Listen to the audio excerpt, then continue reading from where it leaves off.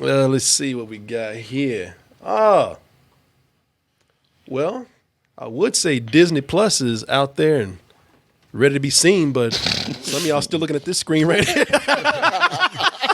Buffering. Yeah, y'all. Buffering. Yeah, y'all been sitting 24 hours looking at that DISNEY and that plus sign.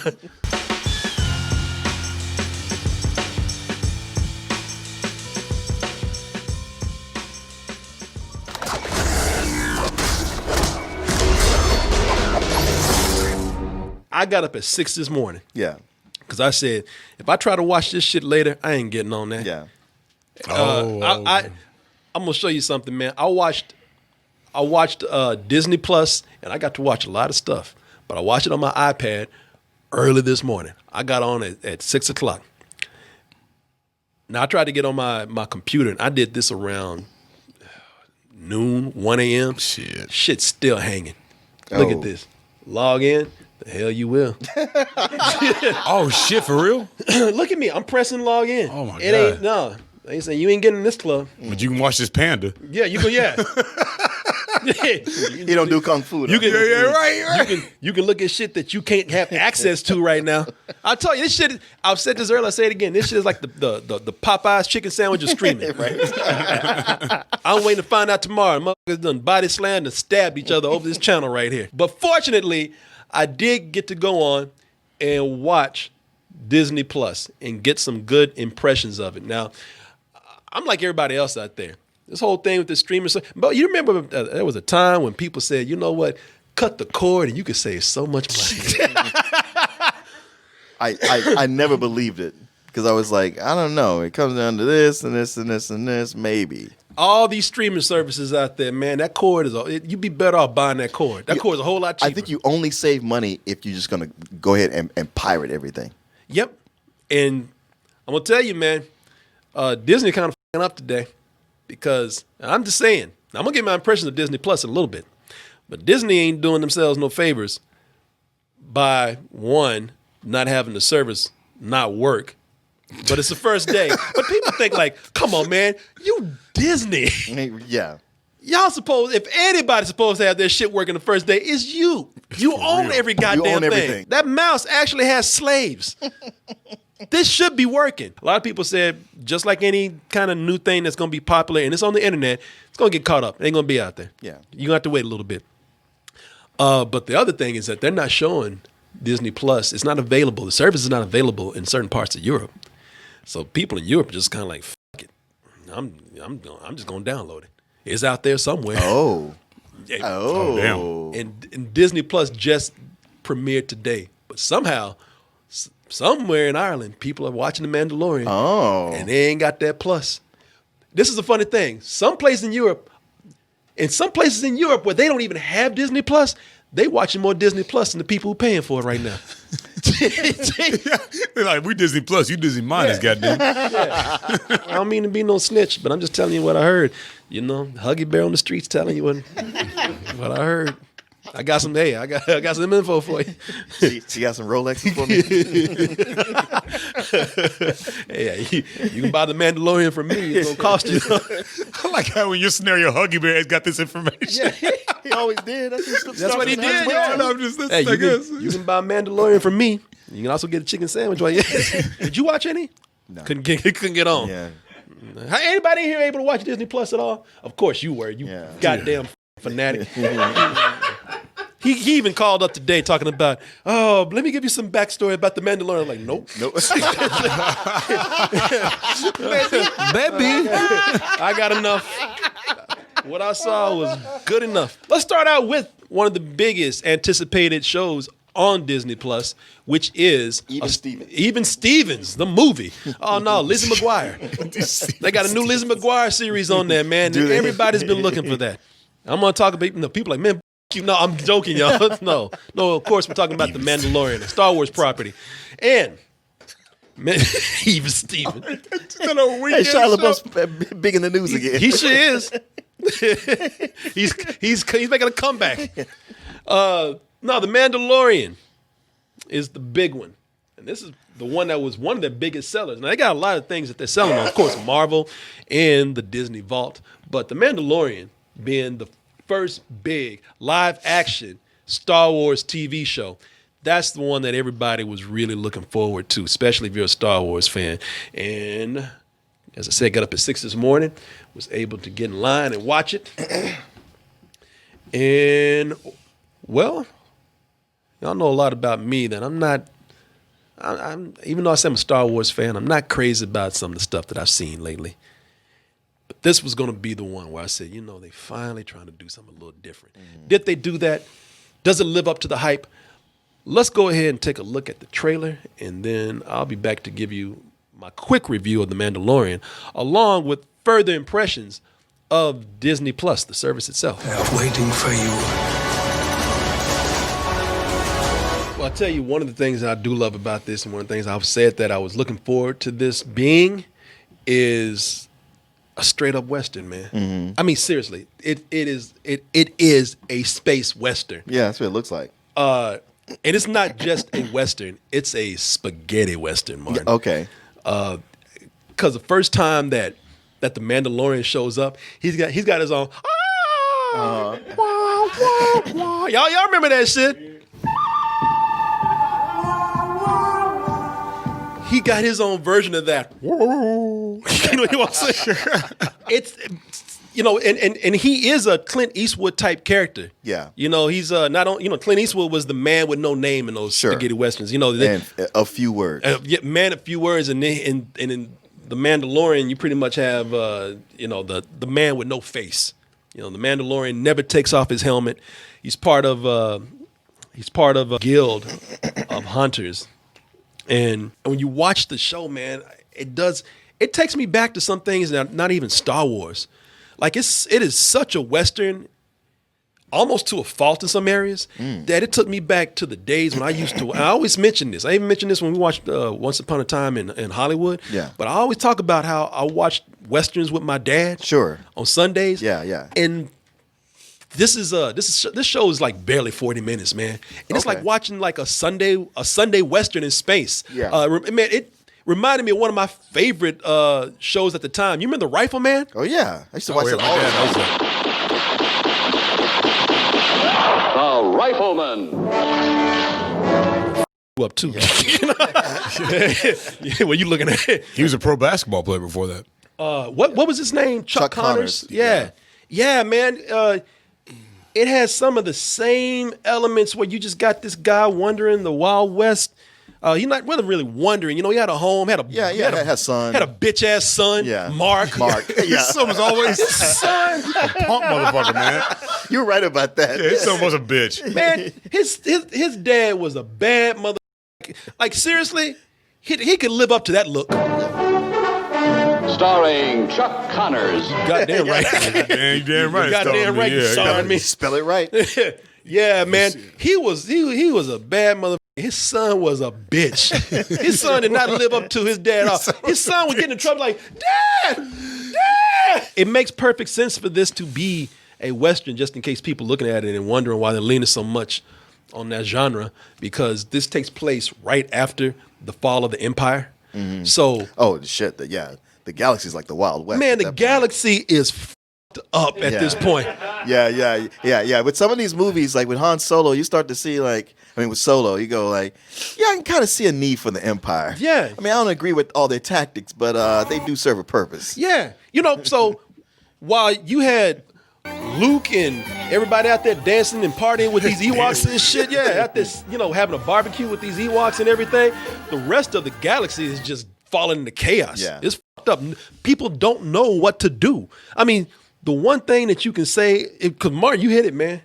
One thing you can say about the Empire, you look at this and it's like, hey, man, I don't want to agree with a bunch of space Nazis, but they gave a lot of people jobs. Man, these stormtroopers, without the guidance of the Empire, they don't even know how to wash their uniform. Just dirty. Yeah. Just nasty. They don't know how to get employment, so they just go out and work for gangsters and criminals. People wander around aimlessly. It just left a lot. More than balance for the Force, it left a lot more opportunity open for assholes, man.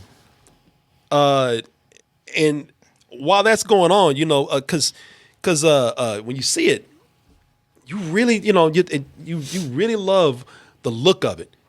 because it's going back to what I love with Star Wars. I love that dirty look. Looking dirty, man. Like if y'all like the Mos Eisley Cantina, the whole galaxy is nothing but scum and villainy, man. Out of all these freaky creatures in this one, he's the one that freaks me out the most. That motherfucker just grin. He's just a demon, right? And he's not drinking nothing. Everything else is aliens, and he's just a demon who went there to hang out and grab a drink. He's the devil at the costume party. But everybody else is drinking. Everybody else, even if they doing like dirt, they doing something. This just in the corner, just grinning. Smiling and shit. Yeah, what are you doing, man? Can't believe they let me in. Who am I going to rape tonight? You're right, yeah. So many choices. So little time. Yeah, he just roofed about 5 aliens in that room. So there's a lot of Star Wars in there for people, man, who love Star Wars. Mm-hmm. And I think they do a good job of balancing that out, but also trying to capture this new Western feel. What's up? I'm waiting for the big but. But it never relies too much on nostalgia. See, I was going to say something negative. I did. No, man, it doesn't.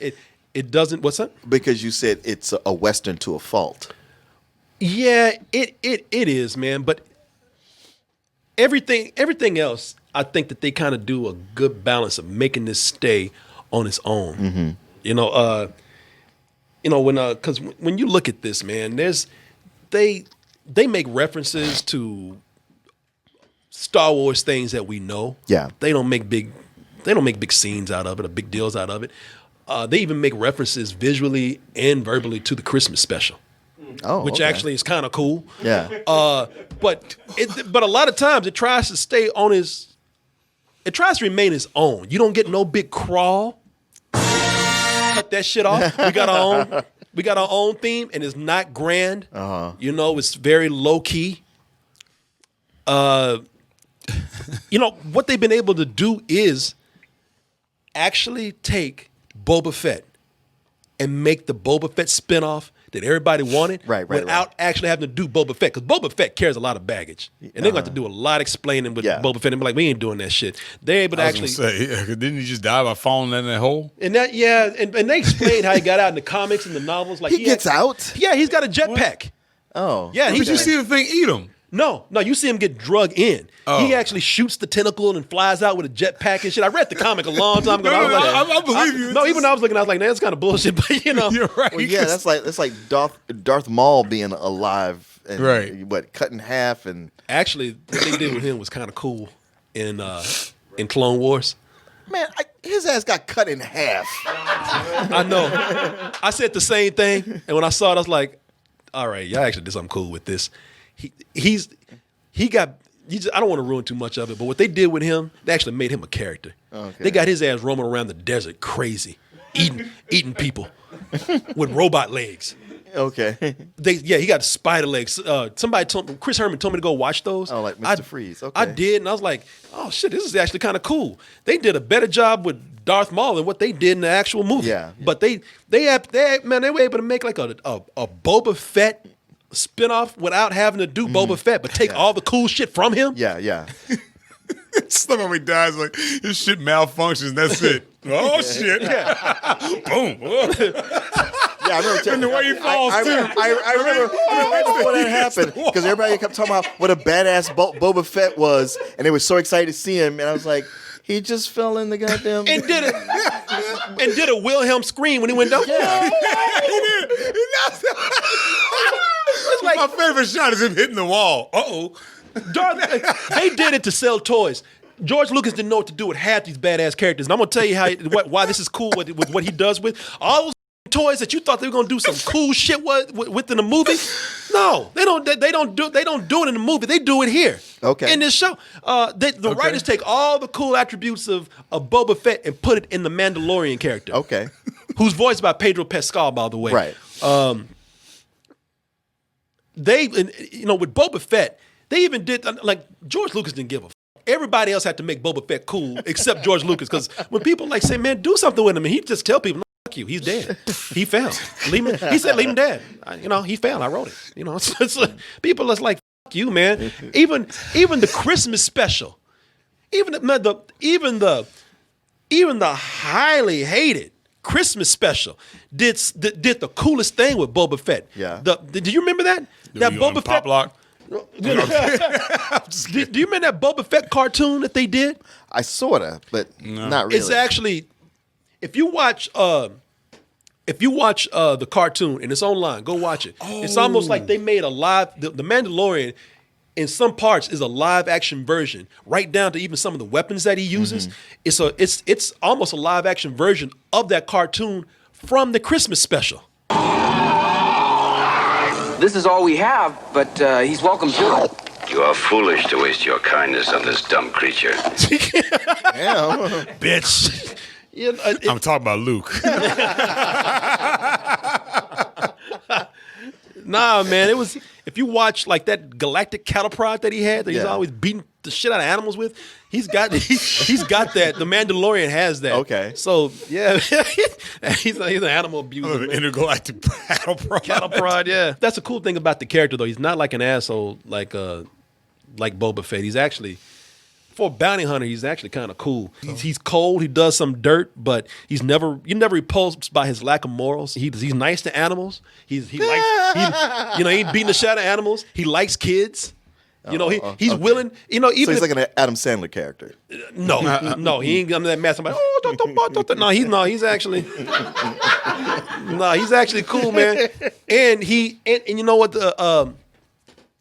He even when people like are assholes to him, he's still willing to just sit back and work out a deal. Quit being a bitch and we could probably take half the money if we work together. He's got the best intentions. The only thing is but if you get in my way, I'm going to put a laser in your ass, And don't get me wrong, he does some cold shit in here. There's a part where somebody's just begging him to let him go. He just says, he puts that in a freezer. He puts him in carbonite. It's cold blooded, man. The way that happens. Cool. But what I was talking about when George Lucas, man, Martin, and you remember Empire Strikes Back? Yeah. Do you remember Empire Strikes Back when they had that scene where George Lucas introduced all those cool ass bounty hunters? Yeah. Oh yeah. And then do a thing with them. Right. Clone Wars, the show did some stuff with them, but the character that because I remember looking at that and I was like, damn, he's got some badass creatures and evil looking dudes, and man, he even got a droid that's a bounty hunter, LG-88. I was like, I can't wait to see what a droid will do as a bounty hunter. Little I know I had to wait like 40 years to see that shit. You keep waiting, 40 years because in this one, they show him actually going in and helping the Mandalorian take these dudes down. It's voiced by Taika Waititi. Oh, okay. Okay, so you want to get to the part where I say it's and I want to get Gert's opinion on this in a little bit, but the part where I'm talking about it's a Western to a fault. Mm-hmm. They take all the tropes of a Western, man. Now it's cool the way they're able to like bring in and mix in buggies and wagons and horses and mix that in with starships and weird alien-like creatures that they ride in place of horses. They even have a scene in here where they have to train a horse, but instead of a horse, it's some big two-legged frog lizard creature, so. But that's the thing, man. They hit those tropes almost to a fault. Like you get the standard scene of them walking into a saloon and getting in trouble with a saloon that's run by a whore with a piano player in the background. No, that would have been cool. I'm sure we'll find it later. But no, the one with all the hoodlums in there is like, hey, you made me spill my drink. And the bartender's over there like, hey, settle down, everybody. This round's on me. And they still want to fight. And shit. But two people fight, but that makes, for some reason, everybody in the back is fighting too. Yeah. Hey! I said you spilled my drink. At least the dialogue not being all that good either, man. Okay. Yeah, because you get those things, man. A lot of this stuff seems just kind of, like they're doing it because it's what Westerns do. Mm-hmm. And some of it can be cool. Some of it sometimes doesn't leave with the best dialogue. I mean, like that shootout they had, like they do them good. Like that opening scene, it's pretty run of the mill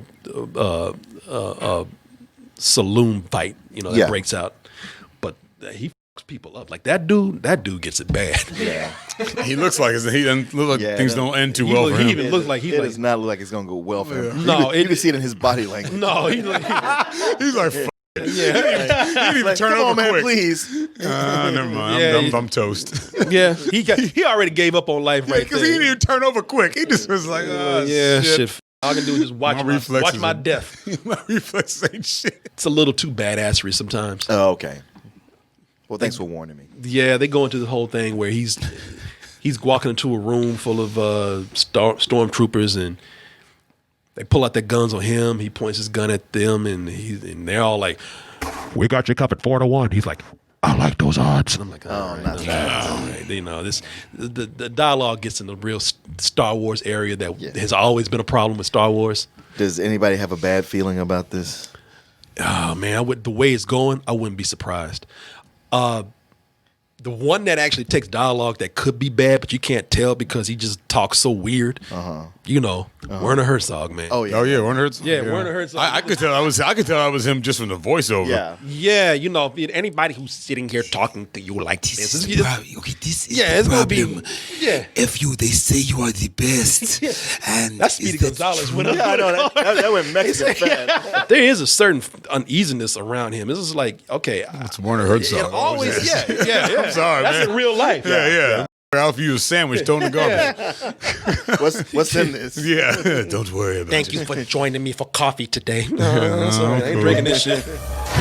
Grief Karga said you were coming. This is Dr. Pershing. Please excuse his lack of decorum. Even when he walks up on you, Yeah. hey, man, what you doing? Stay over there. Yeah, he walking up on you like Dracula and shit. Yeah, he just slides up. Speaking of which, I nailed that accent. We have you 4-1. I like those odds. You know, it's like, yeah, you know, it's. I've got a good feeling about this. I gotta tell you, man, that if you like Western shootouts, but you don't like Westerns themselves, but you've always admired the coolness of what they do. You're a hypocrite. You are. Yeah, I mean, you should watch a Western, goddammit. But you just can't bring yourself to do it because all that country shit. Watch this. Like I said, man, IG 11 is the name of the character right here. That shootout scene with him in the Mandalorian is actually very thrilling and very funny at the same time. Okay, cool. I'm looking forward to seeing what guest appearances they have in here. Paul Lynn. Phyllis Diller. Like they got Nick Nolte. I didn't even know it was him. That's Nick Nolte right there. God damn it, Chewbacca. I was like, I don't even have to do makeup on him. Just gave his ass a sunburn. But it was, you know, I kind of liked his character in a way, man.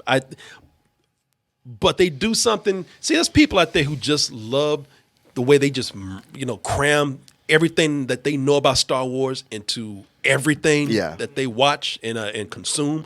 And I'm not like that, man. Do something separate. Like I keep saying, this is a galaxy. This is not a neighborhood. You know, let's see something different here. And they do something at the end of this that gets me actually excited, or I'm dreading what they're gonna do. You know what I'm talking about, man. They managed to introduce so many things that you've seen with Star Wars, characters and other things, and put a new spin on it. I'm hoping that's what they do here, but if they find a way to connect this back to the other Star Wars that we know, I'm kind of done. After one episode, I will not be with this anymore. The Millennium Falcon land in the background. I can't tell you what it is. Don't tell me what it it is. Don't tell me. It's something that they showed us. Like, this is something that can be explored because it's never been explored before. But if you tie it back into something, I guarantee it's gonna be stupid. It'll be dumb if you do it. But other than that, man, the writers they got this. They know what they're doing with this, man. Cool. As far as giving the fans what they want and giving people who are kind of tired of Star Wars and what we've been getting before. Jon Favreau, the writer, and Dave Filoni, who's been over the Clone Wars. This is his first, and he directed this episode. His first live action Star Wars that he's done, and they, for the most part, they got most of it right. I can't say that it's amazing like I thought it was going to be, but still pretty good. It's still really good, man. I think outside of Rogue One, out of all the new Star Wars stuff that's come out, this is my second favorite. Okay, all right. Well, it looks cool. I mean, now that I'm signed up, I hope I get to see it Well, someday. when you watch it at 5 in the morning. that'd be Yeah, cool. 5 in the morning next week. Yeah. You want to say something? Both y'all can say something real quick of what you think. Well, it seems pretty evident that Carlos loves this. Oh yeah, man. Yeah, Carlos. Like, I got my little Mandalorian. Mandalorian pin that I got from Disney. course. Wow. Disney at first said literally this is not part of Star Wars, but they took a lot of it there. And it's in the background, it's in the dialogue, and it's so simple. It's not in your face, and it doesn't really interrupt the story. It doesn't interrupt anything, and it can be digested by anybody. I gotta commend it for that. Okay. I knew you would love it, man. And I really did enjoy it. I didn't love it as much as you did. I did enjoy it. What do you think? I think I'm in your camp where I like it for the most part, and it seems like there's a lot of potential there. I appreciated Nick Nolte playing himself. Reprising his role of himself from Ang Lee's Hulk. I was all about that. It took me like a second to recognize him. I was like, is that Nick Nolte? And then at one point he was like, yeah. I was like, yup. And the same thing with Taika Waititi's character. He had just one line that had like a humorous bent to it. And I was like, I think that's Taika Waititi. And sure enough, it was. My biggest criticism of it, other than I agree with you on the ending of this episode, is like, this could either be really cool or this could get really dumb really fast and do the thing that we hate that Star Wars does when it crowbars things from the movies into storylines that don't really need to be there. Yeah. My only other criticism of it, like major one, is I am not crazy about the music. I get what they're going for. Yeah. The point you alluded to when they're like treating like this like T-Rex frog thing like a horse, and it starts sounding like Rocky music. I was like, getting stronger. I was like, this sounds like Rocky. Yeah. And then the composer's name came up, and it's Ludwig. I don't know his last name. It starts with a G, but he did the music for Creed. Yeah. So I was like, I thought this shit sounded like Rocky, and he's a really good composer. He did the score for Black Panther also. I just don't know. Tonally, it just feels weird. And John Williams is such a part of Star Wars. Yep. Like, if it doesn't even just sound like John Williams, it feels wrong. Yeah. And I get they're going for something totally different and tonally different. I get that. But it might just be something that I need to get used to. About to wrap things up here, but I will tell you this, Martin. Whenever you get to see it, whenever you get to see not only The Mandalorian, but you just get to see Disney Plus itself, I don't want to be a shill for a corporation that already has enough money out there. I don't want to hoe it out, but man, I gotta tell you, I got on there, and you looking for my Marvel check? I was gonna say, I know you didn't just say that shit. They still coming in, Martin. They bigger now. Always right there to remind you. Yeah. But I got to tell you, there's so much stuff on there. I really do think that, man, nostalgia is so strong with this because they're in everything. That's why they bought up everything, because they are in so many different movies and TV shows. After I got through watching The Mandalorian, my wife, she couldn't sleep, so we just stayed up, because I started going through the Disney vault. I love classic Disney animation. I'm talking about the first golden age. And I told her, I said, babe, when's the last time you watched 101 Dalmatians? And she's like, that's been a long time. I was like, Is that part of the first golden age? yeah. Okay. Really? Oh, okay. I would have thought. The later end of it. Okay. Yeah. Yeah, that's So is what Beauty and the Beast and the second. Little Mermaid, Little Mermaid kicked off the second That's the second. Okay. Yeah, Yeah. but- Got you. Okay. Yeah, no, 100 man. Yeah. 101 Dalmatians, Aristocrats, and Peter Pan. I love those. 101 I love Peter Dalmatians, Pan. man.